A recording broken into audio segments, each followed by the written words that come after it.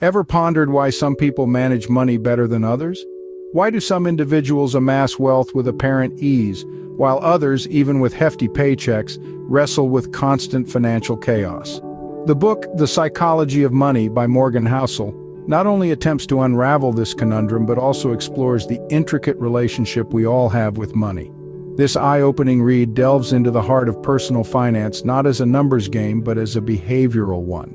Filled with insightful anecdotes and examples, Housel's masterpiece presents well-known figures like Warren Buffett and Ray Dalio, who have been incredibly successful at managing their wealth. These financial wizards, despite their different investment strategies, share a common understanding of money psychology, demonstrating that the secret to financial success is less about technical know-how and more about the way we perceive and handle money. The Psychology of Money is a fascinating journey into the world of finance, offering a panoramic view of the secrets behind successful money management. Chapter 1 unfolds with "No one's crazy," inviting us into an intriguing thought. Everyone, without exceptions, formulates financial decisions rooted in their own one-of-a-kind experiences and worldview. What may appear as irrational to an individual could be the most sensible step for another. The chapter unravels the truth that money, in essence, holds a deeply personal value.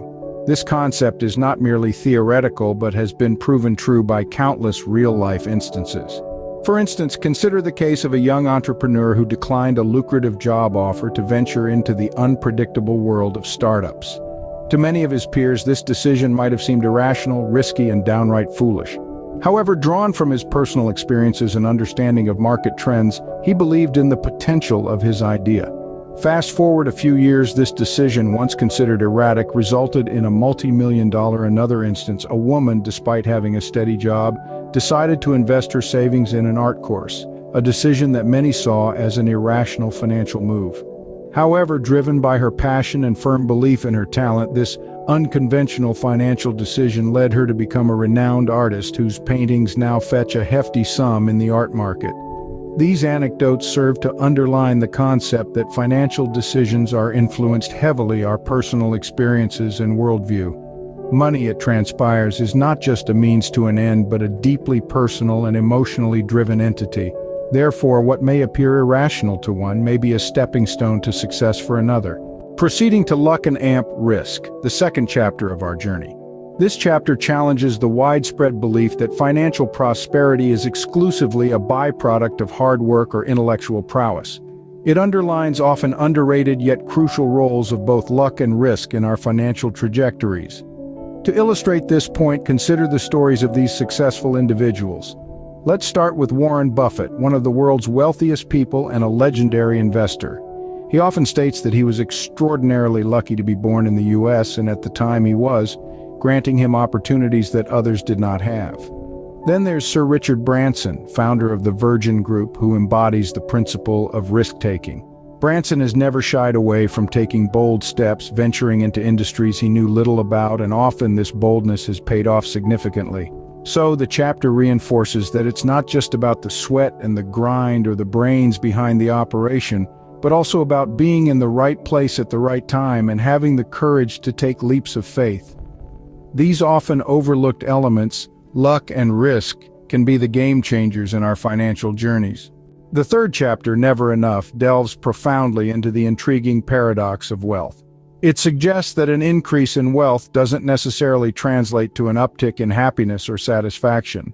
For example, the billionaire tycoons like Elon Musk and Jeff Bezos, despite amassing immense wealth, are often still seen chasing after more. Such figures exemplify that wealth can lead to an insatiable desire for more, perpetuating a relentless cycle of dissatisfaction.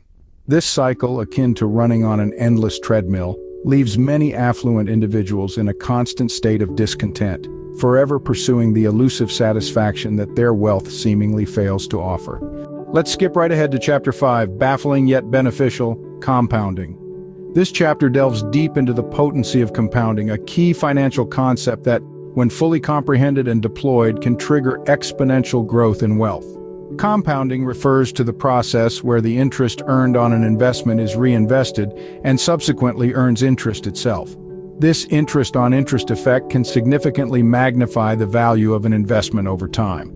To illustrate, consider the story of investor Warren Buffett. His strategy of long-term investing and taking advantage of compounding has led him to become one of the wealthiest people on the planet. Buffett recognized the power of compounding from an early age, making his first investment at 11 and allowing it to grow through the years. Today, his wealth stands as a testament to the power of compounding. In a nutshell, it's not about making a quick fortune. It's about slow, persistent, and consistent growth. It's about understanding the potential of every dollar and cent invested and letting it work over time to build substantial wealth. In the chapter Tales You Win, we delve deeper into the essence of a well-planned, long-term financial strategy. The significance of patience and persistence in achieving financial goals cannot be understated. It's crucial to remember that financial success isn't dictated by the day-to-day fluctuations of the market, but rather the long-term trends. Investing is indeed a marathon, not a sprint. Take, for instance, Warren Buffett, the Oracle of Omaha, who epitomizes the virtue of patience in investment.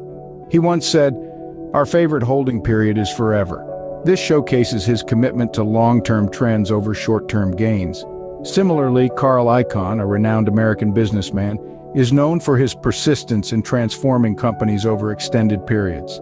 Their legendary success stories serve as a testament to the importance of adopting a long-term strategy and adhering to it with patience and persistence. Essentially, the path to wealth creation is much like a marathon, where pacing oneself is key. A sprint might give you instant gratification, but it's the steady, persistent runners who eventually cross the finish line victorious.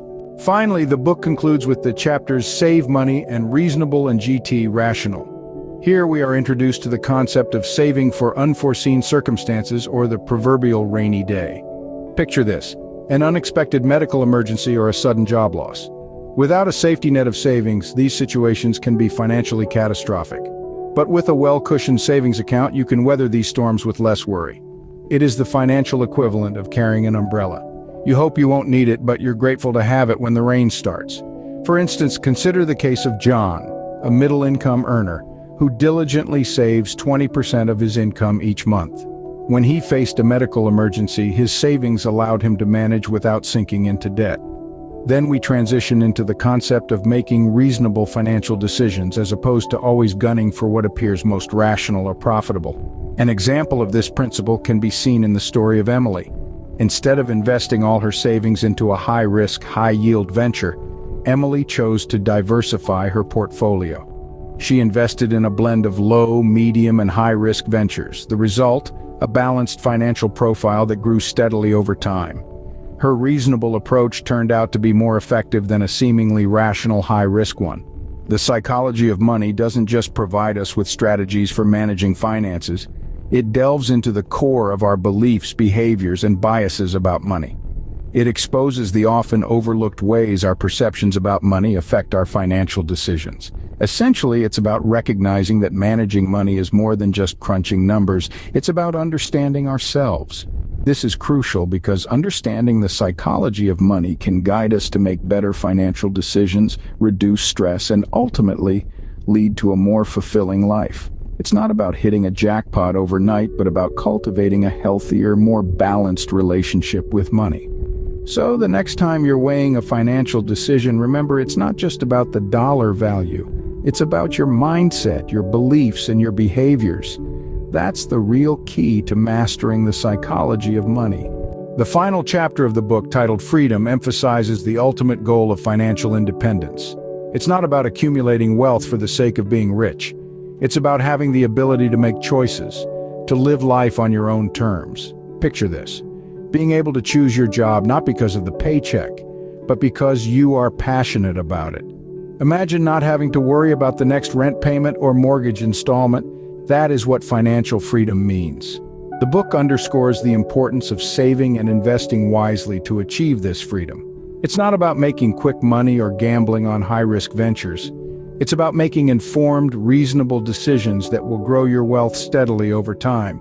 For instance, let's revisit Emily from the previous chapter.